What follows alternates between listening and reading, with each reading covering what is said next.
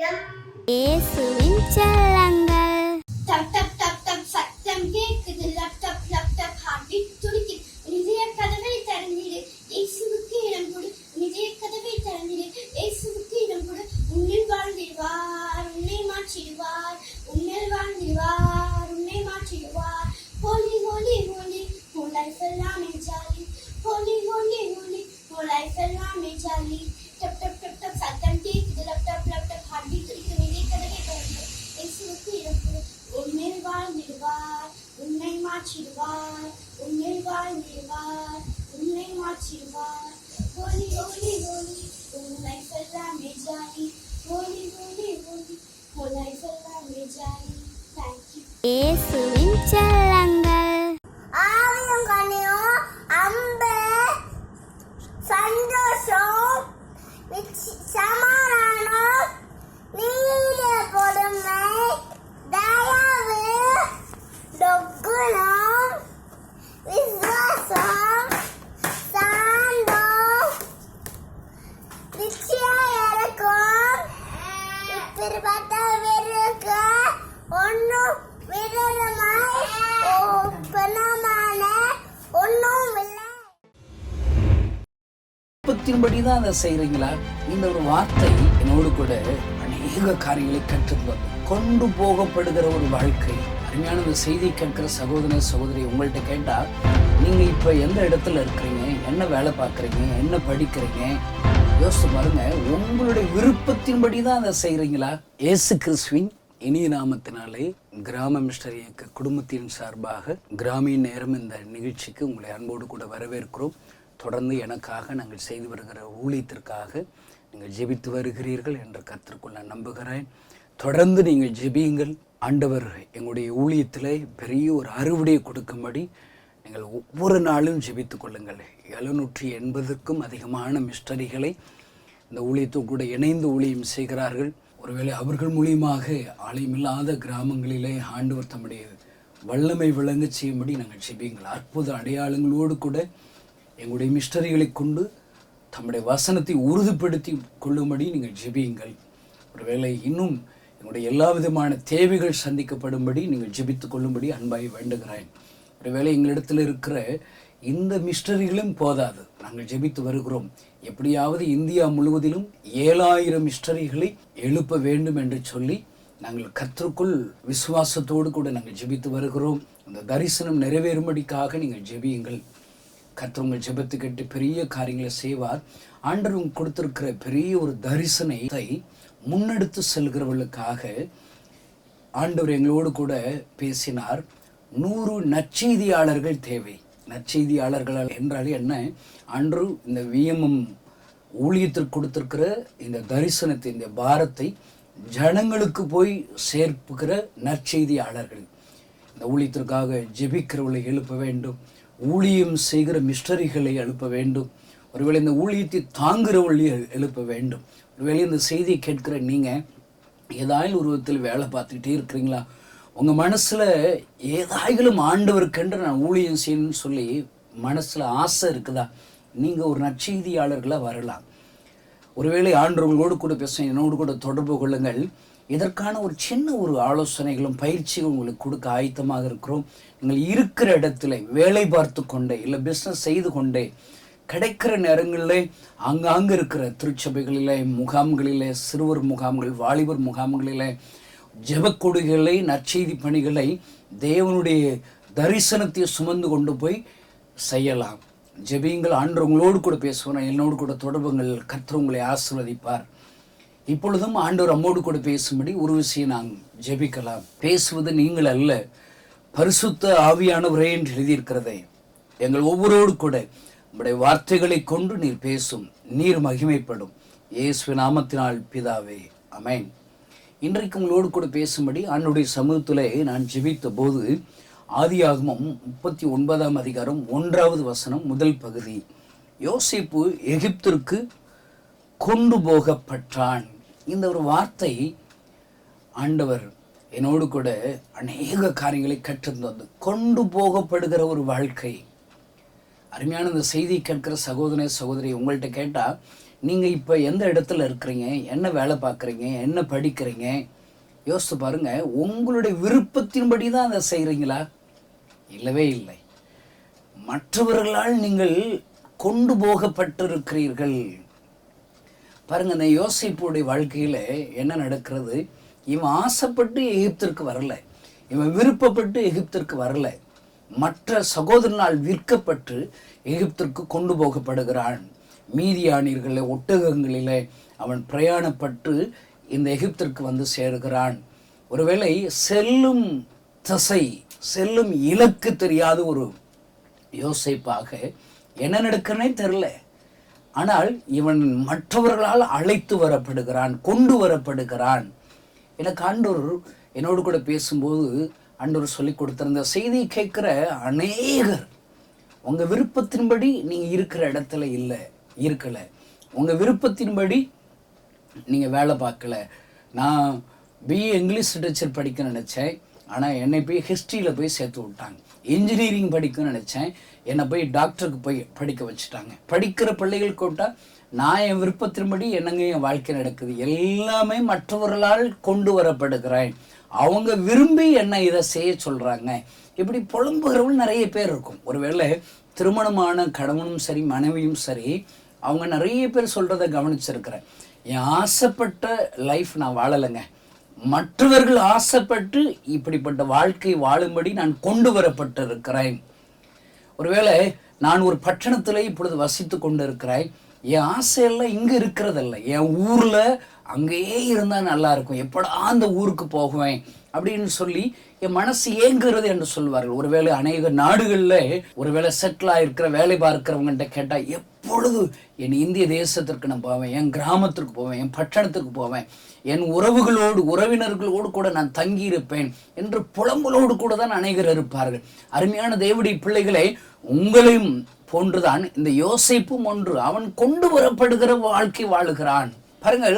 ஆனால் ஒரு பெரிய ஒரு நற்செய்தி என்ன தெரியுமாங்க? யோசேப்பு எகிப்திற்கு கொண்டு வரப்பட்டான் என்று எழுதியிருந்தாலும் அடுத்த வசனம் முதல் பகுதியில் என்ன சொல்லுது? கர்த்தர் யோசேப்போடு இருந்தார். அல்லேலூயா. அருமையான தேவனுடைய பிள்ளைகளை, நீங்கள் கொண்டு வரப்படுகிற வாழ்க்கை வாழ்ந்து கொண்டு இருந்தாலும் ஆண்டவர் உங்க கூட இருக்கிறாருங்க. எப்பொழுதுமேங்க ஆண்டவர் கைகளில் நம்ம அர்ப்பணிச்சிட்டோமாங்க, அர்ப்பணிச்சிட்டோம்னா நீங்கள் எதையுமே யோசிக்கக்கூடாது, சந்தேகப்படக்கூடாது, கேள்வி கேட்கக்கூடாது.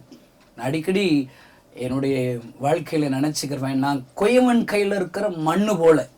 எரேமியா 18:1 அது எழுதப்பட்டிருக்கிறதுனா, மண்ணு பேசுமாங்க, மண்ணு கேள்வி கேட்குமா, மண்ணு சந்தேகப்படுமா? மண்ணை எதுவுமே செய்யாது, மண்ணா இருக்கணுங்க. இந்த செய்தி கேட்கிற அருமையான தேவனுடைய பிள்ளைகளே, நீங்க ஒரு மண் என்பதை நீங்க நினைச்சுக்கோங்க. நீங்க இருக்கிற இடம் என்ன? ஏசப்பா கைகள்ல வாழ்க்கையை ஒப்பு கொடுத்திருக்கிறேன், நான் மண்ணா இருக்கிறேன். உங்களை அவர் அவருடைய சுத்தத்தின்படி வணைந்து கொள்வார். நீங்க பேச முடியாது, ஆண்டவரே என்ன இப்படி ஒரு பாத்திரமா வணைஞ்சுக்கோங்களேன். நீங்க சொல்லுவீங்களா, என்ன ஊழியம் செய்யற நான், என்ன ஒரு சுவிசேஷகனா என்ன மாத்துங்க, சொல்ல முடியுமா? தீர்க்கதரிசியா என்ன மாத்துங்க, ஒரு போதகனா என்ன மாத்துங்க, ஒரு மெய்ப்பனா ஒரு அப்போஸ்தலனா மாத்துங்கன்னு சொல்லி நான் தெரிந்து கொள்வதல்ல ஊழிய பாதைகள். டேவிட் கணேசனை எப்படி வணைந்து கொள்ள வேண்டும், எப்படிப்பட்ட ஒரு ஊழியக்காரனாக வணைந்து கொள்ள வேண்டும் என்று சொல்லி தாயின் கருவிலை உருவாவதற்கு முன்னமே அவர் முன்குறித்திருக்கிறார். எரேமியாவை தீர்க்கதரிசியாகத்தான் அவனை உருவாக்கும்படி நினைக்கிறார், தீர்க்கதரிசியாக மாற்றுகிறார். தாயின் கருவில உருவாவதற்குமே அவன் தீர்க்கதரிசின்னு சொல்லிட்டாருங்க. இந்த செய்தியை கேட்கிற நீங்க யாராலும் சரி, என்னை இப்படி உருவாக்குங்க அப்படின்னு நீங்க சொல்ல முடியாது. அப்பா கைகளை நான் அர்ப்பணிச்சிருக்கிறேன். ஒவ்வொரு நாள் காலை எழுந்த விட நான் என்ன தெரியுமா ஜெபம் பண்ணுவேன்? ஏசப்பா, உங்க விருப்பம் எதுவோ அது என் வாழ்க்கையில நடக்கட்டும், என் ஊழியத்துல நடக்கட்டும். அப்படி ஒப்பு கொடுக்கறதாங்க ஏன் வேலை, மீதி எல்லாம் தானாய் நடக்கும். இன்னைக்கு உங்க சுத்தி நடக்கிற காரியங்கள்லாம் யோசித்து பாருங்க. அது நீங்க பிளான் போடுறது இல்லை, நீங்க மனசுல கூட நினைக்கல, எல்லாம் உங்களுக்கு விரோதமா நடக்கிறது. யாக்கோபு ஒரு இடத்துல சொல்றாரு, எல்லாம் எனக்கு விரோதமாக நடக்கிறது, நான் நினைச்சாப்புல எதுவுமே நடக்கல. இப்படித்தான் நீங்கள் புலம்புகிறீர்களா தேவனுடைய பிள்ளைகளை? ஆனா ஒரு ஆறுதல், கர்த்தர் உங்க கூட இருக்கிறார். அடிக்கடி என்னுடைய ஊழிய அனுபவத்தில் நான் யோசிச்சுக்கிறேன், என்னுடைய பாதை எல்லாம் இருள் தாங்க, என்னை சுத்தி இருள் இருக்குது.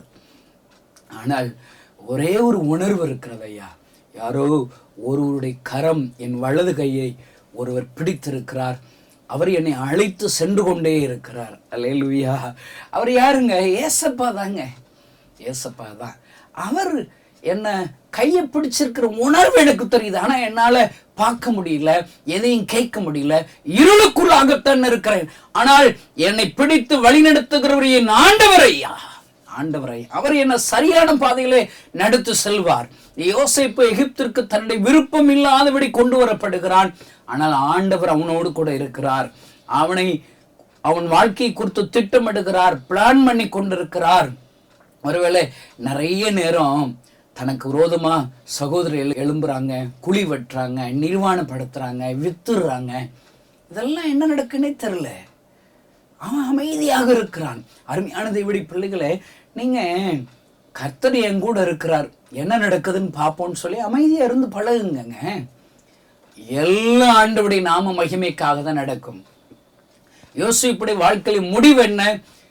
யோசேப்போடு கர்த்தர் இருந்து அவன் சொல்லுகிறான். ஆதியாகமம் 45 அதிகாரம் 5 வசனத்தை அவன் சொல்லுகிற வார்த்தை என்ன? கன்ஃபஸ் என்ன? எனக்கு உங்களுக்கு ஒரு ஆறுதல் சொல்லுகிற வார்த்தை, ஐயா, என்னை இவ்விடத்தில் வரும்படி விற்று போட்டதினால் நீங்கள் சஞ்சலப்பட வேண்டாம், அது உங்களுக்கு விசனமாய் இருக்க வேண்டாம். ஜீவரட்சணை செய்யும்படிக்கு தேவன் என்னை உங்களுக்கு முன்பாக அனுப்பினார்.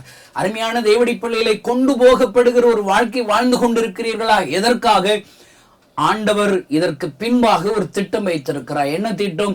அநேகருக்கு ஜீவரட்சணை கொடுக்கும்படி, ரட்சிப்பை கொடுக்கும்படி, அனைவருக்கு ஆசீர்வாதமும் மாற்றும்படி உன்னை கொண்டு போகப்படுகிற ஒரு வாழ்க்கை வாழும்படி வைத்திருக்கிறார். இன்னைக்கு நீங்க சொல்ற ஜெபம் என்ன தெரியுமாங்க? ஏசப்பா, நீங்க எனக்கு கொடுத்த நல்ல கணவருக்காக ஸ்தோத்திரம், நீங்க எனக்கு கொடுத்த நல்ல மனைவிக்காக ஸ்தோத்திரம், நீங்க எனக்கு கொடுத்த நல்ல வேலைக்காக ஸ்தோத்திரம், நீங்க எனக்கு கொடுத்திருக்கிற ஊழியத்திற்காக ஸ்தோத்திரம். இப்படி நீங்க ஒப்பு கொடுங்க, எல்லாவற்றுக்காக ஸ்தோத்திரம் பண்ணுங்க. அவர் தம்முடைய திட்டத்தை நிறைவேற்றுகிறார். பாருங்க, வேதத்தில் எழுதப்பட்ட இன்னொரு கொண்டு போகப்படுகிற காரியத்தை, சம்பவத்தை உங்களுக்கு சொல்லிக் கொடுக்கலாம் என்று நான் யோசிக்கிறேன். மத்தேயு 4 அதிகாரம் 1 வசனத்தை நீங்கள் வாசித்து பாருங்கள். அங்கு எழுதப்பட்டு இருக்கிற வார்த்தையை நான் உங்களுக்காக வாசிக்கிறேன். அப்பொழுது இயேசு பிசாசினால் சோதிக்கப்படுவதற்கு ஆவியானவராலே வனாந்திரத்திற்கு கொண்டு போகப்பட்டார். பாருங்க, இங்கு ஆண்டவர் தம்முடைய வார்த்தைகளுக்கு கீழ்ப்படுகிறார்கள். பிதாவானவர் தனக்கு சொல்லிக் கொடுத்த வார்த்தைகளுக்கு கீழ்ப்படிந்து ஞானஸ்தானம் எடுக்கிறார். வானெல்லாம் திறக்குது. இவர் என் நேசகுமார்கள், இவரில் பிரியமாயிருக்கிறேங்கிற ஒரு சத்தம்லாம் வருதுங்க. அவ்வளோ பெரிய சந்தோஷமான ஒரு அற்புதம் இவருடைய வாழ்க்கையில நடந்த. அடுத்த வசனம் ஆரம்பம் என்ன சொல்லுது? சோதிக்கப்படுவதற்கு வனாந்தரத்திற்கு கொண்டு போகப்படுகிறார். நான் சொல்றேங்க, வனாந்தரங்கிறது எல்லாருக்கும் உண்டுங்க. எல்லாருக்கும் சந்தோஷமா இருக்கிறது பிடிக்குது, இலைப்பாறுதலோடு இருக்க பிடிக்குது. ஆனா வனாந்தரம் பிடிக்கவே இல்லை.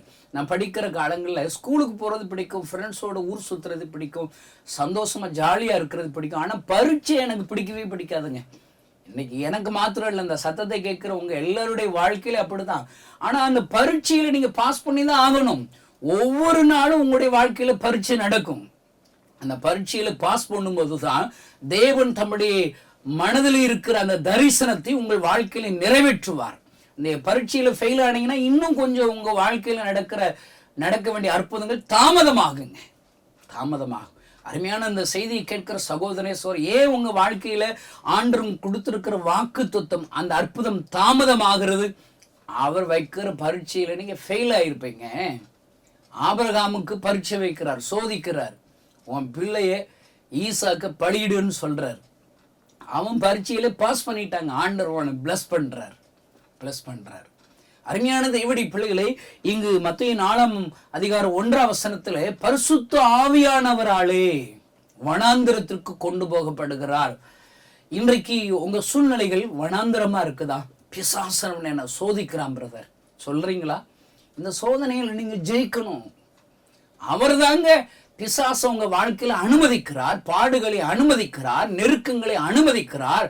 இதுல நீங்க ஆண்டவருடைய வார்த்தைகளை கொண்டு நீங்க ஜெயிக்கணுங்க. அருமையான தேவனுடைய பிள்ளைகளே, வனாந்தரம் இல்லாத ஒரு வாழ்க்கை இல்லை. இஸ்ரவேல் ஜனங்களுக்கு கானான் கிடைக்கணும், பாலும் தேனும் ஓடுகிற கானான் கிடைக்கணும்னா எது வழியா தான் வரணும்? நல்ல ரோடு வழியா வரணுமா? இல்லைங்க, முட்கள் இருக்கும், குறைவுகள் இருக்கும், தண்ணி இல்லாம போகும், சிவந்த சமுத்திரம் முன்னாடி வரும், நெருக்கங்கள், அவமானங்கள், கேள்விகள், சந்தேகங்கள், பயங்கள் எல்லாம் வரதாசி. அதுதான் வனாந்திரம்.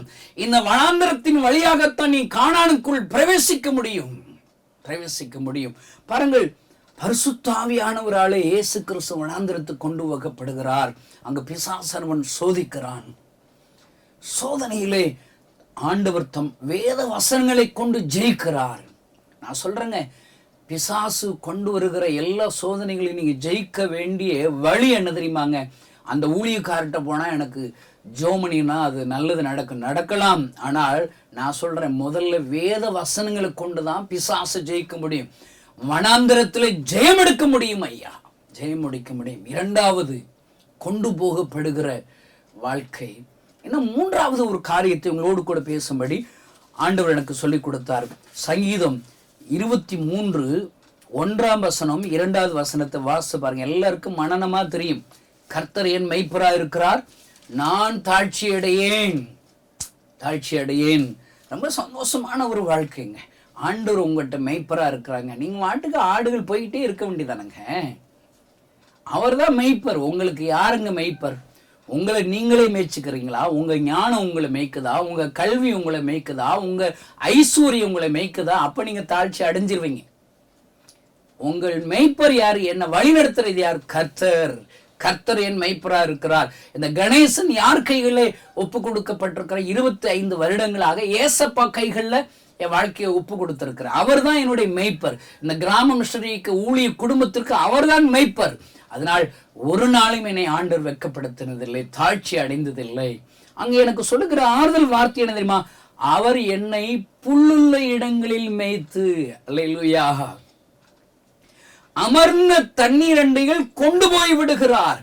இங்கு ஒரு கொண்டு போகப்படுகிற ஒரு வாழ்க்கை எழுதப்பட்டிருக்கிறது. அருமையான தேவனுடைய பிள்ளைகளே, அவர் உங்களுக்கு முன் சொல்லுகிறார், மெய்ப்பராக இருக்கிறார். அமர்ந்த தண்ணீர் அண்டையில் உங்களை கொண்டு போய் விடுவதற்காக, உங்களை கரம் பிடித்து ஒரு இளைப்பாறுதல் உள்ள நாட்களுக்குள்ளாக உங்களை வழிநடத்தும்படி ஆண்டவர் உங்களை கொண்டு போய் விடுகிறார். ஒருவேளை யோசேப்பு போல உங்கள் விருப்பம் இல்லாதபடி இருக்கலாம், வனாந்திர ஒரு வாழ்க்கையாக இருக்கலாம். ஆனால் நல்லா ஞாபகம் வச்சுக்கோங்க, முடிவு அமர்ந்த தண்ணீரண்டை அவர் கொண்டு போய் விடுவார். 25 வருஷம் ஊழியத்துலங்க என் வாழ்க்கையில நிறைய வனாந்திரம் வந்திருக்குது. ஆனாலும் கேள்வி கேட்க முடியாது பாருங்க. நம்ம போய்கிட்டே இருக்க வேண்டியதான். ஆனால் அங்கு போய் சேருகிற இடம், ஆண்டவர் என்னை அழைத்து செல்கிற இடம் அற்புதம். அங்கு இளைப்பாறுதல், அமர்ந்த தண்ணீர் அண்டை ஐயா, இந்த செய்தி கேட்கிற சகோதரனே சகோதரியை, நீ கடந்து வந்த வாழ்க்கையில் உன் விருப்பம் இல்லாதபடி யோசேப்பு போல கொண்டு போகப்படுகிற வாழ்க்கை வாழ்ந்தாயா? ஒருவேளை பிசாசினால் சோதிக்கப்படும்படி வனாந்திர ஒரு வாழ்க்கை வாழ்ந்து கொண்டிருந்தாயா? பயப்படாதீங்க. என் ஆண்டவர் எண்டுல அமர்ந்த தண்ணீர் அண்டையில் கொண்டு போய் வருவார். இதோ நாள் வரும், அந்த நாளிலே நீ விரும்பின அந்த ஆறுதல், நீ விரும்பின அந்த சந்தோஷம், நீ விரும்பின அந்த மகிமையை ஆண்டவர் நீ காணும்படி உன்னை கொண்டு வருவார் ஐயா. அருமையான தேவனுடைய பிள்ளைகளே, அவர் ரட்சகர், அவர் அற்புதம் செய்கிறவர், அவர் இன்னும் ஜீவிக்கிறவர், அவர் நேற்றும் இன்றும் என்றும் மாறாதவர் ஐயா, மாறாதவர். இதை யார் சொல்றதுன்னு பாருங்களேன். கணேசன் சொல்றாங்க, என்னுடைய வாழ்க்கையில எனக்கு விருப்பம் இல்லாத நிறைய சம்பவங்கள் நடந்திருக்குது, வனாந்திர வாழ்க்கை நடந்திருக்கிறது. ஆனால் அதற்கு பின்பாக அமர்ந்த தண்ணீர் அண்டையிலே என்னை கொண்டு வந்திருக்கிறார் ஐயா, கொண்டு வந்திருக்கிறார். அல்லேலூயா. எப்படி என் விருப்பம் இல்லாத ஒரு வாழ்க்கை, என் வாழ்க்கையில் என்னெல்லாம் இருந்துச்சு நிறைய சொல்லிக்கிட்டே போகலாம். நான் இயேசு கிறிஸ்துவுடைய அன்பை ருசிபாவதற்கு முதல் காரணமே என் சரீரத்தில் வியாதினால டாக்டர் செத்து போயிருவேன்னு சொல்லிட்டார், இருதய வியாதினால. நான் யோசிச்சு பார்த்தேன், எல்லாரும் அக்கிரம் பண்ணுறவன்னா நல்லதாக இருக்கிறான், ஏன் எனக்கு இந்த வியாதி? நான் யோசித்து கேள்வியாக கேட்டேன், எல்லாருக்கும் இல்லாத வியாதி எனக்கு மட்டும் ஏன் கொடுத்தீங்க அப்படின்னு கேள்வியெல்லாம் கேட்டேன்.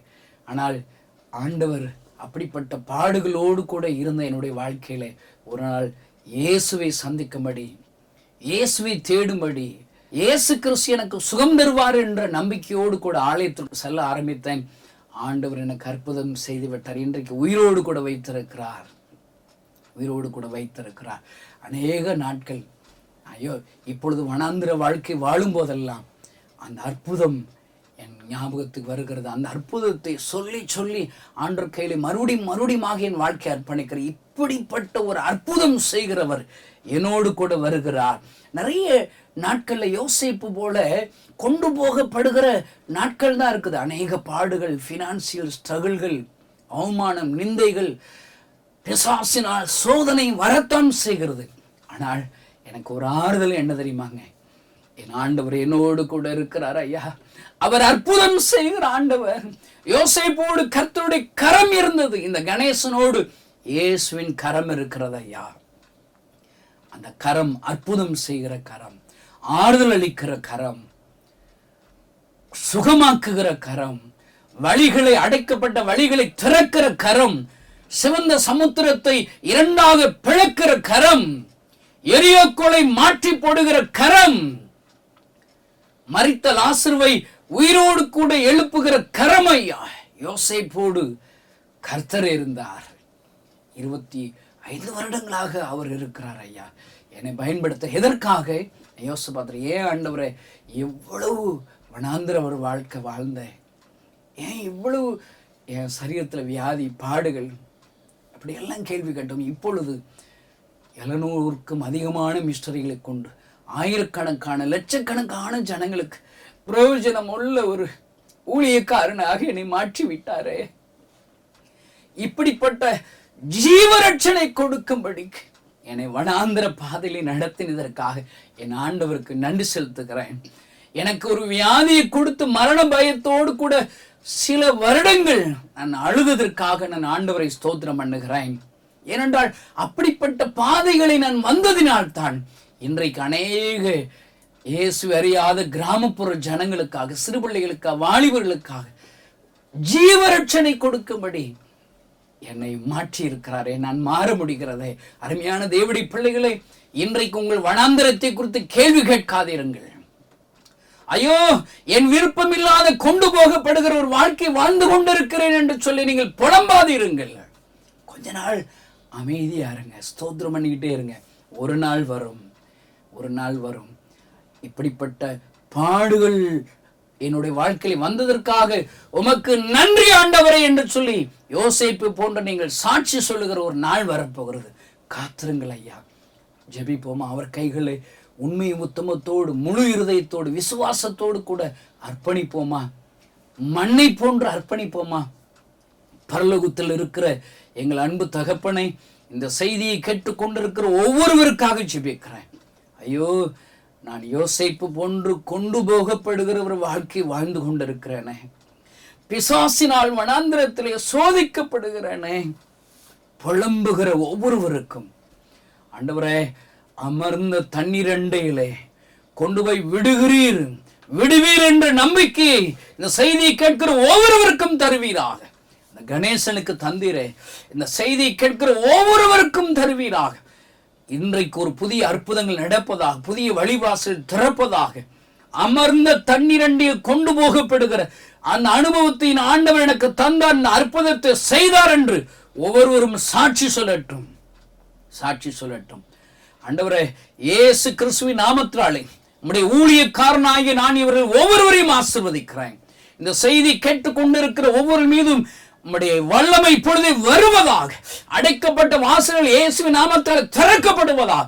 குழந்தை பாக்கியம் உண்டாகட்டும், திருமண தடைகள் நீங்கட்டும், வேலை இல்லாதவர்களுக்கு வேலை கிடைப்பதாக. சரீரத்தில் வியாதியோடு வனாந்திர வாழ்க்கை வாழ்ந்து கொண்டிருக்கிற ஒவ்வொருவருக்காக நான் ஜெபிக்கிற ஒவ்வொரு மீதும் வல்லமை இறங்கி அற்புதம் சுகம் உண்டாவதாக.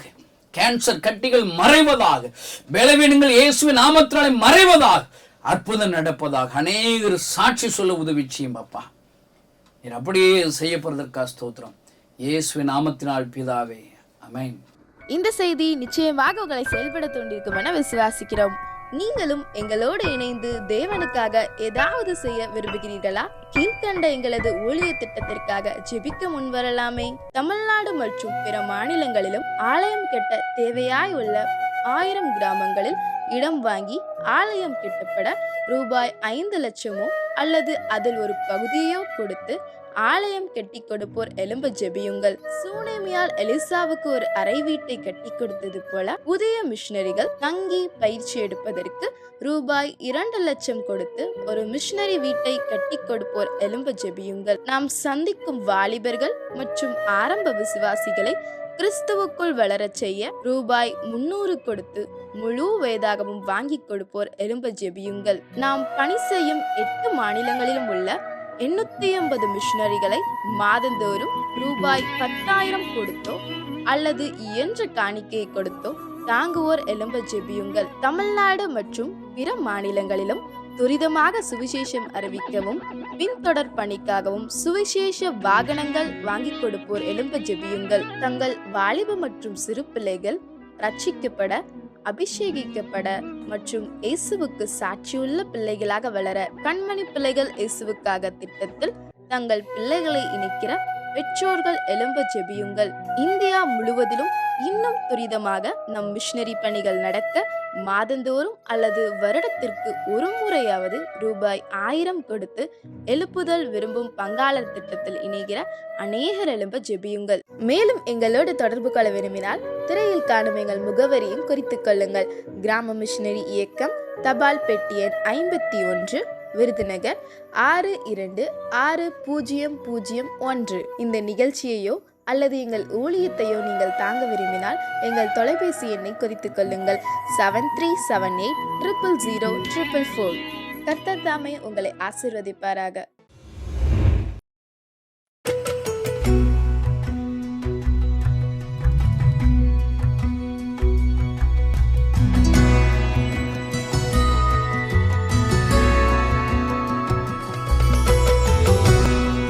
கர்த்தராகிய இயேசு கிறிஸ்து நாமத்தினால் உங்களுக்கு அன்பின் வாழ்த்துக்கள். என் பெயர் ஆர் தர்ஷன். நான் வந்து மதுரையிலேருந்து வரேன். எனக்கு எங்கள் அம்மா அப்பா தம்பி 4 பேர் இருக்கோம். எங்களுக்கு வந்து எனக்கு ஓரத்து வயசுலேருந்து எங்கள் அப்பா வந்து அவ்வளோ வேலைக்கு போக மாட்டாங்க. இது நிமித்தமாக எங்கள் அம்மா வட்டிக்கு வாங்குறது, அந்த சிலிண்ட்ரு வாடகை கொடுக்கறதுக்கான வட்டிக்கு வாங்க ஆரம்பித்தாங்க. எனக்கு அப்போ சின்ன வயசு அவ்வளோ தெரியாது. இப்படியே போயிட்டே இருந்துச்சு, எங்கள் லைஃப் போயிட்டே இருந்துச்சு. 12th கரெக்டாக அரியானா பரீட்சை வரும்பொழுது ஒரு ரொம்ப நெருக்கடி ஆயிடுச்சு. ரொம்ப கட்ட முடியல. வட்டிக்கு அங்கே வாங்கி இங்கே வாங்கி ஒரு 6 லட்சம் 8 லட்சம் கடன் வந்துருச்சு. எல்லாருமே வீட்டுக்கு வந்து கத்த ஆரம்பிச்சாங்க. வேண்டாம் வார்த்தை பேசி ரொம்ப ரொம்ப துன்புத்துட்டே இருந்தாங்க. இப்படியே போயிட்டே இருந்துச்சுன்னா அப்படியே 12th முடிச்சுட்டு அப்படியே என் வாழ்க்கை ஃபுல்லாமே வேலைக்கு போகிறது, ஃபுல் டைம் வேலைக்கு போகிறது. காலையில் 4 மணி டு நைட்டு 12 மணி வரை இப்படியே ஃபுல்லாக வேலைக்கு போயிட்டே, ஹோட்டல் வேலை, முடிவெட்டுற வேலை, காலண்டர் வேலை, அப்படி வேலை பார்க்குறதுல போயிட்டே இருந்துச்சு. நானும் கடைசியில் பெங்களூர் வேலை பார்த்துட்டு இருந்தேன். என்னடா அங்கங்கே சுற்றிட்டே இருக்குமே, லைஃப் இப்படியே போயிடுமா அப்படின்னு ஒரு விரத்தியில் புலம்பிகிட்டே இருந்தேன். இப்படியே வேலை பார்த்து சம்பாதிச்சுன்னா என்ன பார்க்க போகிறோம் அப்போ நினச்சிட்டே இருந்தேன். அதுக்கு முன்னாடி எனக்கு வந்து அவ்வளோவா இயேசு தெரியும். அப்பப்போ அந்த ஜீசஸ் மியூசிக் போய் நான் கூட்டத்தை கலந்து கொள்வேன். அந்தளவுக்கு நான் பைபிள் ஃபுல்லாக அப்போ படிக்கிற எனக்கு பழக்கம் கிடையாது. அப்பப்போ மீட்டிங் பார்ப்பேன். லாஸ்ட்டாக ஜீசஸ் டிம்ஸ்லேருந்து மீட்டிங் போயிருந்தேன். அங்கே வந்து ஆல்ரெடி சின்ன வயசுலேருந்து இசப்பா எனக்கு இந்த கடன் அடைச்சிங்கன்னா நான் ஊழிய செய்கிறேன்னு சும்மா ஒரு பொருத்தனையாக பண்ணியிருந்தேன். நிறைவேற்ற முடியுமான்னு தெரியல. சும்மா அடிச்சு விட்டேன். நான் சொல்லிட்டு வந்துட்டேன். அதுக்கப்புறம் ஜீசஸ் டிம்ஸ் முடிச்சுட்டு வந்துட்டேன். திரும்பி நான் வந்து லாஸ்ட்டாக மீனாட்சி பஜாரில், மதுரை மீனாட்சி பஜாரில் எங்கள் அண்ணன் வந்து செல்லுகளில் சேர்த்து விட்டாங்க. அந்த செல்லுகள் நான் வந்து ஒரு மாதத்துக்கு வேலை பார்த்துட்டு இருந்தேன். அப்போ வந்து அங்கே சும்மா வேலை தான். அங்கே வந்து வீடியோ பார்த்துட்டு இருக்கும்போது இன்ஸ்டாகிராமில் டீம்ஸ்லேருந்து போட்டிருந்தேன். ஆகஸ்ட் 15 மாதம் இது மாதிரி வாலிபர் எழுப்புதல் முகாம் போகிறாங்கன்னு ஒரு போஸ்டர் பார்த்தேன். நான் லீவு கேட்டேன், இந்த மாதிரி போகிறேன்னு அப்படின்ட்டு. இல்லை தம்பி இப்போ தான் வந்திருக்கீங்க வேலைக்கு, உடனே நீங்கள் லீவ் எடுக்காங்கன்னு சொன்னாங்களா. சரி என்னத்தை போக அப்படின்னு நான் அப்படி ஃப்ரீயாக விட்டுட்டேன். கடைசியில் ஆகஸ்ட் 14 நான் வந்து கடையை அடைச்சிட்டு கிளம்பும்போது ஓனர் வந்து, தம்பி நாளைக்கு கடை லீவு, நீ எங்கூட வெளியே போகிறேன் வரையா அப்படின்னு கேட்டாங்க. இல்லைண்ணே இல்லைண்ணே தூங்க போகிறேன், டயர்டாகுன்னு தூங்க போகிறேன் அப்படின்னு சொல்லிட்டு விட்டுட்டேன். மறுநாள் நைட் நான் சைக்கிள் எடுத்துகிட்டு அந்த பஜாரை தாண்டி போகும்போது அன்றைக்கி அந்த வால் போஸ்டர் பார்த்து எனக்கு ஞாபகம் வந்துச்சு.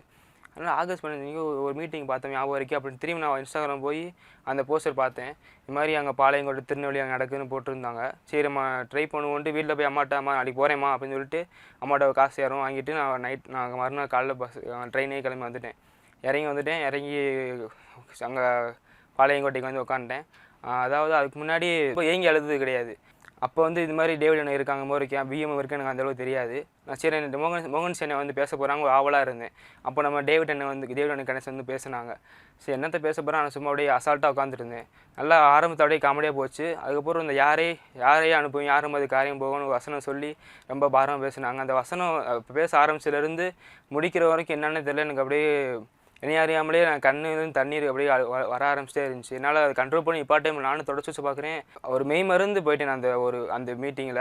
அது ஸ்டார்ட் பண்ணது அன்னை முடிக்கிற வரைக்கும் லாஸ்ட்டில் நான் வரேன்னு ஒப்பு கொடுங்க, கை தூக்க சொன்ன நான் கை தூக்கிட்டு அந்த இடத்துல ஒப்பு கொடுத்துட்டேன். எசப்பா நான் வரேன், எசப்பா கண்ணையை துடைக்க நான் வரேன், எசப்பா நீ அனுப்புங்க, எசப்பா நான் வரேன், எசப்பா ஆனால் எப்படி வர போகிறேன்னு தெரில, ஆனால் நீங்கள் என்னை கூட்டு போகணும் ஒப்பு கொடுத்துட்டு வந்துட்டேன். லாஸ்ட்டுமே மோகன் சேனை கொடுக்கும்போது ப்ரே பண்ணி நான் லாஸ்ட் நல்லா பாரத்தோடு ஜெபம் பண்ணி முடிச்சிட்டேன். திரும்பி வழக்கம் போல் நான் வேலைக்கு செல்லு கடைக்கு போக ஆரம்பிச்சிட்டேன்.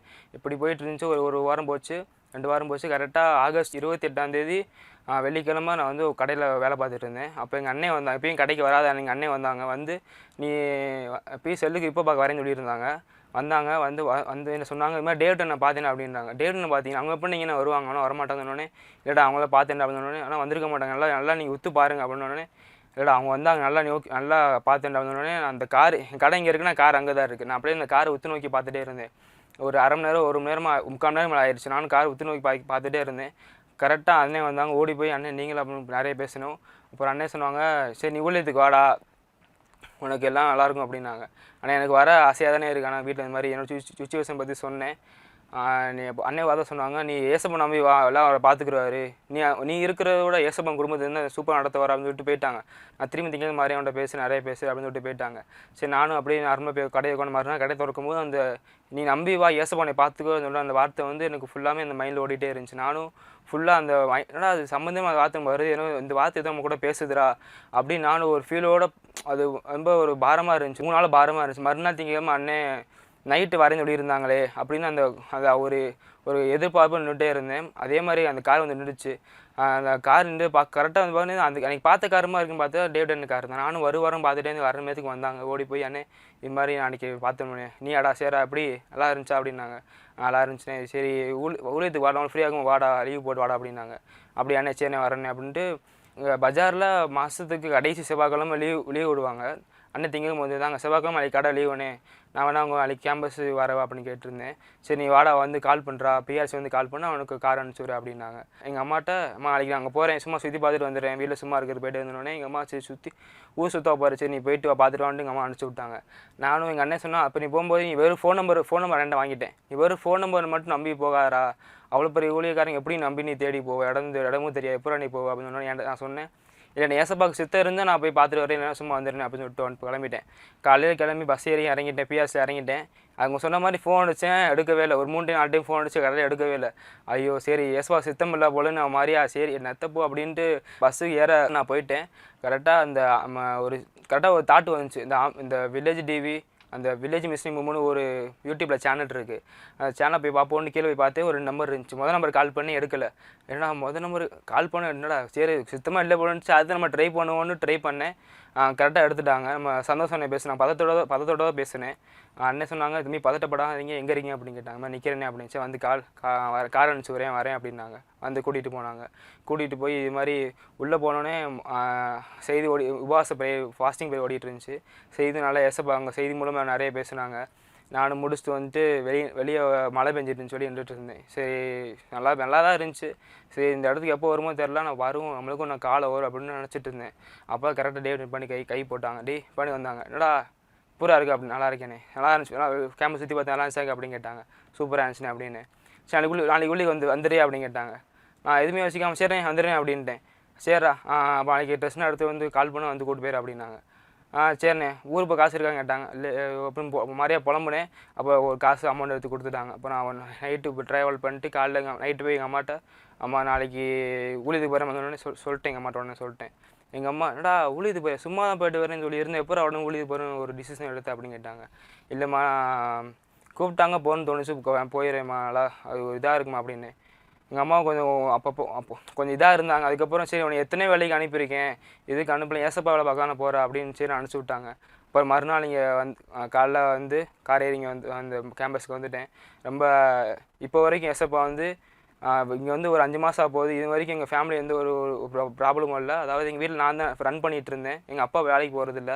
இன்னும் நான் போனால் ஃபேமிலி ரன் ஆகும். இன்னும் நான் எங்கள் வீட்டுக்கு எதுவும் காசு அனுப்பலை. ஆனாலும் இது வரைக்கும் ஏசப்பா எந்த ஒரு பிரச்சனை இல்லாமல் எப்படி போகுதுன்னு எனக்கே தெரில. யாரும் வீட்டுக்கு கடன் கேட்டு வரல, எதுவுமே பண்ணலை. இப்போவும் எங்கள் அப்பா 2 வாரத்துக்கு முன்னாடி எங்கள் அப்பாவும் வேலைக்கு போக ஸ்டார்ட் பண்ணிட்டாங்க. எப்படி இதுனா அடைஞ்சி எனக்கும் தெரில. அதாவது இது மாதிரி உங்கள் வாழ்க்கையில் ஏதாச்சும் இருந்துச்சுன்னா ஏசப்பா அழைப்பு தரணும், அது நீங்கள் எதிர்பார்க்காதீங்க. ஏசப்பா உண்மையாக அனுபவிச்சிங்கன்னா, உண்மையாக கண்ணீர் துடைக்க ஆசைப்பட்டீங்கன்னா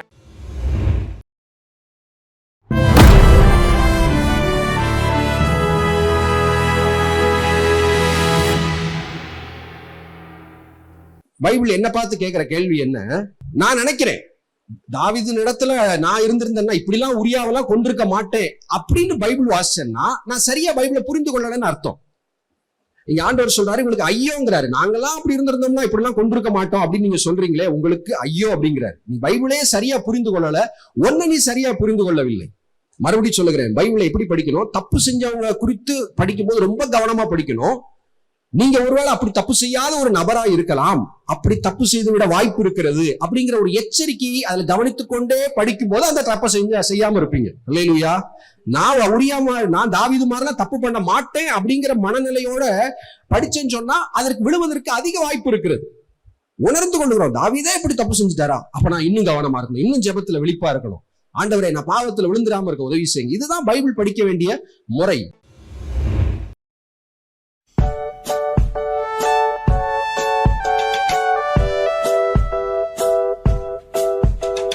ஹாய் குட்டீஸ், எல்லோரும் எப்படி இருக்கீங்க? நல்லா இருக்கீங்களா? சரி, நமக்கு இந்த உலகத்தில் வரக்கூடிய பிரச்சனைகள் இல்லை, அந்த பிரச்சனைகளை நம்ம எப்படி சமாளிக்க போகிறோம், யார் நமக்கு உதவி செய்வா அப்படின்னு சொல்லி நீங்கள் நிறைய பேர் கேள்வியோடு இருக்கலாம். ஆனால் நம்ம ஆராதிக்கிற ஏசப்பா ரொம்ப பெரியவர். அதை பற்றி இப்போ ஒரு பாட்டு நம்ம பார்க்கலாமா? என் தேவன் பெரியவர், மகத்துவமானவர், அவரால் கூடாததொன்றும் இல்லை. என் தேவன் பெரியவர், மகத்துவமானவர், அவரால் கூடாததொன்றுமில்லை. மாலைகள் ஆறுகள் அவருடையவைகள், நட்சத்திரங்கள் அவர் கைவேலை. மாலைகள் ஆறுகள் அவருடையவைகள், நட்சத்திரங்கள் அவர் கைவேலை. என் தேவன் பெரியவர், மகத்துவமானவர், அவரால் கூடாததொன்றுமில்லை. என்ன குட்டீஸ், பாட்டு கேட்டிங்களா? ஏசப்பா தான் வானம் பூமி, நம்ம பார்க்குற மலைகள் ஆறுகள் எல்லாவற்றையும் படைத்தவர் ஏசப்பா தான். அதை எல்லாத்தையும் படைத்தவர். நம்மளுடைய பிரச்சனைகள் எல்லாம் மாற்றுவதற்கு அவரால் முடியாததுன்னு எதுவுமே இல்லை. இப்போ இதுக்குரிய ஆக்ஷன் பார்த்துடலாமா? நம் தேவன் பெரியவர், மகத்துவமானவர், அவரால் கூடாததொன்றுமில்லை. நம் தேவன் பெரியவர், மகத்துவமானவர், அவரால் கூடாததொன்றுமில்லை. மாலைகள் ஆறுகள் அவருடையவைகள், நட்சத்திரங்கள் அவர் கைவேலை. மாலைகள் ஆறுகள் அவருடையவைகள், நட்சத்திரங்கள் அவர் கைவேலை. நம் தேவன் பெரியவர், மகத்துவமானவர், அவரால் கூடாததொன்றுமில்லை.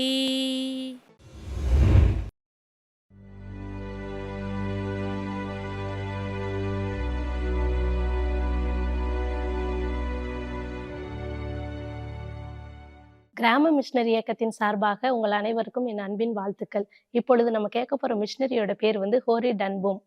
இவங்க 1892ஆம் ஆண்டு ஹாலந்து தேசத்துல பிறந்தாங்க. இவங்களோட குடும்பம் கடிகாரம் செய்யற தொழிற்கூட வச்சுட்டு அதுல வேலை செஞ்சுக்கிட்டு இருந்தாங்க. இவங்க அப்படி அந்த இடத்துல பணி செஞ்சுக்கிட்டு இருக்கும்போது ஆலந்து தேசத்துல ஜெர்மானிய படை அப்படிங்கிறவங்க யூதர்களை மிகவும் கொடுமைப்படுத்தி அவங்கள ரொம்ப சித்திரவதைப்படுத்தி நிறைய பேரை என்ன செஞ்சுட்டாங்க, அந்த காலங்கள்ல கொலை பண்ண ஆரம்பிச்சிட்டாங்க. அப்படி சூழ்நிலையில தப்பிச்சு வந்த யூதர்களை இவங்க தங்களுடைய வீடை திறந்து கொடுத்து அதுல பாதுகாப்பா இவங்க வச்சு பாதுகாத்தாங்க.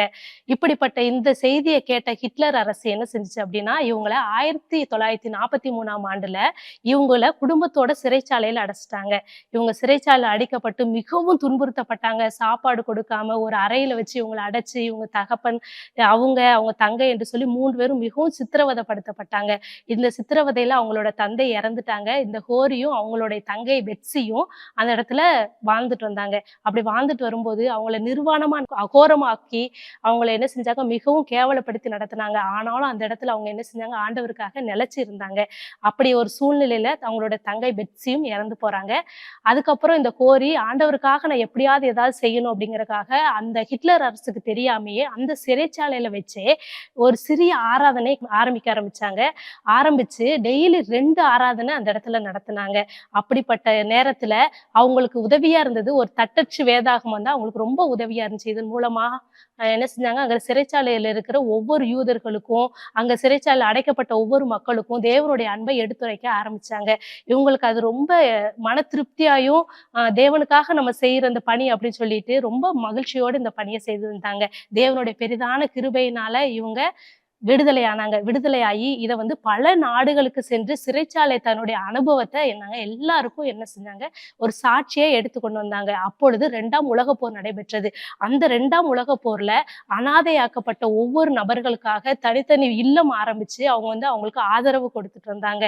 இவங்க வெறும் சுவிசேஷத்தை மட்டும் இல்ல, இவங்க ஒரு நல்ல எழுத்தாளராக கூட இருந்தாங்க. இவங்க எழுதின மறைவிடம் என்கிற நூல் வந்து மிகவும் பிரசித்தி பெற்றது. அது நூலாக மாத்திரமல்ல, சிறிது நாட்களுக்கு பின்பு அது ஒரு படக்காட்சியாகவும் வெளியிடப்பட்டு அநேகருக்கு முன்பாக அது பிரதிபலிக்கப்பட்டது. இப்படி தன்னுடைய வாழ்க்கையை தொடர்ந்து வந்த ஹோரி டன்பூம் வந்து தன்னுடைய பிறந்த தினமான ஏப்ரல் 15ஆம் தேதி 1983ஆம் நாள் கர்த்தரிடத்தில் இயற்கை எழுதினாங்க. இவங்களுடைய பணி மரித்தாலும் அநேக யூதர்களுக்கு அது வந்து உபயோகமா இருந்துச்சு. இதை பார்த்து கொண்டு இருக்கிற உங்களுக்கும், ஒருவேளை இந்த இடத்துல எனக்கு இவ்வளவு இடுக்கமான வாசலா இருக்கு, இந்த இடத்துல எங்களை ரொம்ப துன்புறுத்துறாங்க, எங்களுக்கு உபத்திரவன் பாதையா இருக்கு, நாங்க எப்படி இதை வந்து ஆண்டவரை பத்தி சொல்றது அப்படி சொல்லி நினைக்கிறீங்களா? எந்த இடத்துலயும் கர்த்தருடைய உதவி இருந்தா நீங்க கண்டிப்பா செய்ய முடியும். நீங்க செய்கிற பணி ஒவ்வொன்றுக்கும் கர்த்தர் வந்து பெரிய பலனை வச்சிருக்கிறாரு. தேவனுக்கே மகிமை உண்டாவதாக.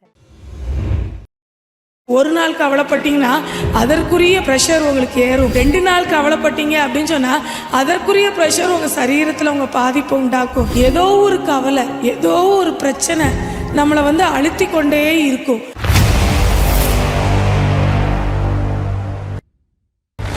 ஒரு கிளாஸ் ரூம்குள்ள சார் ஒருத்தவங்க நுழைஞ்சாங்களாம். அந்த வாத்தியார் உள்ள நுழையும் போதில் அவங்க கையில் வந்து ஒரு பாத்திரத்தில் தண்ணி வச்சுருந்தாங்களாம்.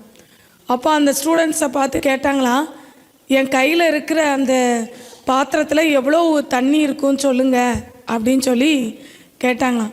அப்போது ஒவ்வொரு பையனும் ஒவ்வொரு விதமான ஆன்சர் சொன்னாங்களாம். இது 500 லிட்டர் இருக்கும், இது 1 கிலோ வெயிட் இருக்கும், இது 2 கிலோ வெயிட் இருக்கும் அப்படின்னு சொல்லி. சரி, இந்த பாத்திரத்தை நான் கையில் சுமந்துக்கிட்டே இருந்தேன் அப்படின்னு சொன்னால் என் கைக்கு என்ன ஆகும் அப்படின்னு சொல்லி அடுத்த கொஸ்டின் அந்த சார் அந்த ஸ்டூடெண்ட்ஸ்கிட்ட கேட்டாராம். அப்போது அங்கே இருக்கிற பசங்கள்லாம் சொன்னாங்களாம், சார் என்ன சார் இது என்ன ஒரு பெரிய வெயிட்டா, இதை கொஞ்ச நேரம் நீங்கள் சுமக்கிறதுனால உங்கள் கைக்கு என்ன ஆக போகுது? ஒன்றும் ஆகாது சார் அப்படின்னு சொல்லி ஒரு பையன் சொன்னானா. அடுத்து அந்த சார் கேட்டாங்களாம், இல்லை இப்போ காலையில் நான் 9 மணிக்கு கிளாஸ் ஆரம்பிக்கும் போதில் நான் இதை கையில் ஏந்தின வனமாக நான் நிற்கிறேன், சாயந்தரம் ஈவினிங் ஒரு 4 o'clock வரையும் இதை நான் கையில் சுமந்த வண்ணமாகவே கையை தூக்கி வச்ச மனைக்கே இந்த குவளையை நான் வைத்திருந்தேன் அப்படின்னு சொன்னால் என் கைக்கு என்ன ஆகும் அப்படின்னு சொல்லி மறுபடியும் ஒரு கேள்வி கேட்டாராம். அப்போது அங்கே இருக்கிற ஒவ்வொரு ஸ்டூடெண்ட்டும் ஒவ்வொரு விதமான பதில் சொன்னாங்களாம். சார் உங்கள் கையை அடுத்து கீழே போடவே வராது சார், உங்கள் கை மரத்து போய் அப்படியே நின்றும் அப்படின்னு சொல்லி ஒரு பையன் சொன்னானா. அப்புறம் இன்னொரு பையன் சொன்னானா, சார் நீங்கள் இப்படி கையை தூக்கணும் வண்ணமாகவே வச்சுருந்தீங்க அப்படின்னு சொன்னால் உங்கள் ஹார்ட்டுக்கு போகிற ரத்த ஓட்டம் சரியாக போகாமல் உங்கள் ஹார்ட்டு நின்று கூட வாய்ப்பு இருக்குது அப்படின்னு சொல்லி இன்னொரு பையன் சொன்னானா. ஒவ்வொருத்தரும் ஒவ்வொரு விதமான காரியங்களை சொன்னாங்களாம். இதெல்லாம் ஒரு புறம் இருந்தாலும் இன்றைக்கி இதே போல தான் நம்ம ஒவ்வொரு நாளும் நம்முடைய வாழ்க்கையில் காலையில் எழும்பின உடனே அந்த சார் அவருடைய கரத்தில் கொடுக்கப்பட்ட அந்த குவலையில் இருக்கிற அந்த தண்ணியை சுமந்துக்கிட்டு அந்த நாள் முழுவதும் இருந்தால் அவருடைய சரீரத்தில் என்னென்ன விதமான பாதிப்புகள் வரும் அப்படின்னு சொல்லி அவங்க அலசி ஆராய்ந்தது போல் நம்முடைய வாழ்க்கையில் நம்ம காலையில் எழும்பின உடனே அந்த நாளை ஒரு புதிய உற்சாகத்தோடு புதிய பலத்தோடு நம்ம ஆரம்பிக்கலை அப்படின்னு சொன்னால் ஏதோ ஒரு கவலை, ஏதோ ஒரு பிரச்சனை நம்மளை வந்து அழுத்தி கொண்டே இருக்கும். அந்த பிரச்சனையை வந்து நம்ம சுமந்து கொண்டே இருந்தோம் அப்படின்னு சொன்னால் நிச்சயமாகவே அது வந்து நமக்கு வியாதியை உண்டாக்கும், நமக்கு சரீரத்தில் பலவீனத்தை உண்டாக்கும், சுகரை உண்டாக்கும், ப்ரெஷரை உண்டாக்கும், இன்னும் அல்சரை உண்டாக்கும், பலவிதமான நோய்களை உண்டாக்குறதுக்கு அது ஒரு காரணமாக இருக்கும். எந்த பிரச்சனையாக இருந்தாலும் சரி அதை உடனே ஆண்டவர்கிட்ட சொல்ல என்ன செஞ்சிடணும், பழகி கொள்ளணும். எந்த காரியத்தையோ கொஞ்ச நேரம் நம்ம கவலைப்பட்டோம் அப்படின்னு சொன்னால் அது வந்து ஒரு சின்ன பாதிப்பை நம்ம சரீரத்தில் உண்டாக்கும். ஆனால் அதே கவலையை ஒரு நாள் முழுவதும் அதை குறித்தே யோசித்து அதை குறித்தே சிந்தித்து அதை குறித்தே நம்ம திங்க் பண்ணிக்கிட்டே மற்ற எந்த காரியத்துலேயும் நம்ம ஈடுபடாமல் அதில் இன்வால்வ் ஆகி நம்ம செய்யாமல் இருந்தோம் அப்படின்னு சொன்னால் அதற்குரிய பாதிப்பு நம்முடைய வாழ்க்கையில் பாதிப்பை உண்டாக்கும். நம்ம என்ன காரியத்தை குறித்து நம்ம கவலைப்படுறோம், எந்த காரியத்தை குறித்து நம்ம கண்ணீர் வடிக்கிறோம், எது நம்முடைய இருதயத்தை அதிகமாக அதிகமாக பாதிக்குதோ அந்த காரியங்கள் எல்லாவற்றையும் ஆண்டவருடைய சமூகத்தில் இறக்கி வைக்க பழகி கொள்ளணும். எதையுமே நம்ம சுமக்க தேவையே இல்லை. நமக்காக, நம்முடைய காரியங்களுக்காக, நம்முடைய பாவங்களுக்காக, நம்முடைய பாரங்களுக்காக, நம்முடைய கண்ணீர், நம்முடைய துக்கங்கள், நம்முடைய கவலைகள் எல்லாவற்றையும் நம் தேவாதி தேவன் சிலுவையில் சுமந்து நமக்கு வெற்றியை சுதந்தரித்து வைத்திருக்கிறார். அவர் சுமந்த அந்த வெற்றியை கொண்டாடுவதற்கு தான் உங்களையும் என்னையும் என் தேவன் படைத்திருக்கிறார். அதனால் எந்த பிரச்சனையை நினச்சி நீங்கள் கொஞ்ச நேரம் கூட கவலைப்படக்கிறத தேவன் விரும்பவே இல்லை. உடனே ஆண்டவர்கிட்ட சொல்லுங்கள், ஆண்டவரே எனக்கு இப்படி ஒரு பிரச்சனை இருக்குது சுவாமி, இதை நீங்கள் சரிப்படுத்துங்க அப்படின்னு சொல்லிட்டு அடுத்து நீங்கள் ரிலாக்ஸாக இருங்க. அண்ணால் ஆண்டோடைய சமூகத்தில் போய் அவங்களுடைய இருதயத்தை திறந்து அவங்களுடைய மனசில் இருந்த எல்லா காரியங்களையும் ஊற்றி ஜெபிச்சாங்க. அடுத்து அவங்களுடைய முகம் துக்க முகமாய் இருக்கவில்லை அப்படின்னு சொல்லி போடப்பட்டிருக்கு. எதை குறித்து ஒரு நாள் கவலைப்பட்டீங்கன்னா அதற்குரிய ப்ரெஷர் உங்களுக்கு ஏறும். 2 நாள் கவலைப்பட்டீங்க அப்படின்னு சொன்னால் அதற்குரிய ப்ரெஷர் உங்கள் சரீரத்தில் உங்கள் பாதிப்பை உண்டாக்கும். அதனால் எந்த காரியத்தை குறித்தோ எதை நினச்சோ நீங்கள் கவலைப்படவே தேவையே இல்லை. அந்தந்த நாளுக்கு அதன் பாடு போதும் அப்படின்னு சொல்லி ஆண்டவருடைய வசனம் சொல்லுது. அதனால நீங்கள் எல்லாவற்றையும் ஆண்டவருடைய சமூகத்தில் இறக்கி வைக்க பழகுங்க.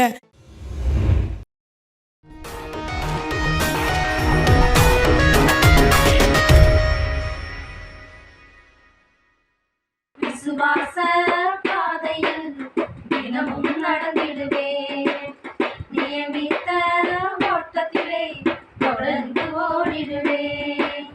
பாடுகள் என்ன செய்யும், துன்பங்கள் என்ன செய்யும், பாடுகள் என்ன செய்யும், துன்பங்கள் என்ன செய்யும், எதுவும் என்னை அசைப்பதில்லை, அன்பை விட்டு பிரிப்பதில்லை. எதுவும் என்னை அசைப்பதில்லை, அன்பை விட்டு பிரிப்பதில்லை. விசுவாச பாதையில் தினமும் நடந்திடுவேன், நியமித்த ஓட்டத்திலே தொடர்ந்து ஓடிடுவேன். வார்த்தை என்னும் மாத்திரையை தினமும் சாப்பிடுவேன், வார்த்தை என்னும் மாத்திரையை தினமும் சாப்பிடுவேன். வாழ்நாளெல்லாம் சுகமாகவே வாழ்ந்து பலனடைவேன், வாழ்நாளெல்லாம் சுகமாகவே வாழ்ந்து பலனடைவேன். தழும்புகளாலே சுகமானே, வார்த்தையினாலே பலனானே. தழும்புகளாலே சுகமானே, வார்த்தையினாலே பலனானே. பாடுகள் என்ன செய்யும், துன்பங்கள் என்ன செய்யும், பாடுகள் என்ன செய்யும், துன்பங்கள் என்ன செய்யும், எதுவும் என்னை அசைப்பதில்லை, அன்பை விட்டு பிரிப்பதில்லை. எதுவும் என்னை அசைப்பதில்லை, அன்பை விட்டு பிரிப்பதில்லை. விசுவாச பாதையில் தினமும் நடத்திடுவேன், நியமித்த ஓட்டத்திலே தொடர்ந்து ஓடிடுவேன். தேவனுக்காய் ஏதாவது ஒரு ஊழியம் செய்ய வேண்டும் என்று விரும்புகிற உங்களுக்கு ஓர் நற்செய்தி. நமது கெத்செமனே வளாகத்தில் ஊழியர் பயிற்சி முகாம் நாள் ஏப்ரல் 2 செவ்வாய்க்கிழமை காலை 10 மணி முதல் சனிக்கிழமை 6ஆம் தேதி மதியம் 2 மணி வரை ஊழியர் பயிற்சி நடைபெற உள்ளது. இடம் கெத்செமனே வளாகம், விருதுநகர். தேவ செய்தியாளர் சகோதரர் கே. டேவிட் கணேசன் அவர்கள். நீங்கள் பகுதி நேரமாகவோ முழு நேரமாகவோ ஊழியம் செய்து கொண்டிருக்கலாம், அல்லது ஊழியம் செய்யும் வாஞ்சியோடு இருக்கலாம். தேவனுக்காய் செயல்பட வாஞ்சியோடு இருக்கும் யார் வேண்டுமானாலும் இந்த ஊழியர் பயிற்சியில் கலந்து கொள்ளலாம். மேலும் விவரங்களை அறிய 9944802550 வாருங்கள். நாம் எல்லோரும் இணைந்து தேவனுடைய ராஜ்யத்தை கட்ட நம்மால் இயன்றதை செய்வோம். கர்த்தர் உங்களை ஆசீர்வதிப்பாராக.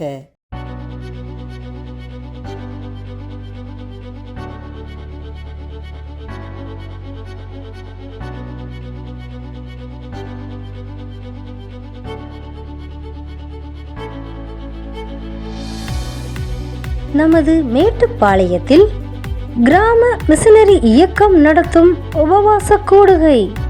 நாள் ஏப்ரல் 6ஆம் தேதி சனிக்கிழமை அன்று.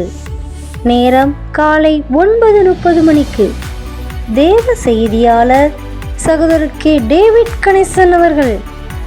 இடம் சர்வவல்ல தேவ சபை, நலம் ஆயில் ஸ்டோர் பின்புறம், குட்டையூர் பஸ் ஸ்டாப், மேட்டுப்பாளையம்.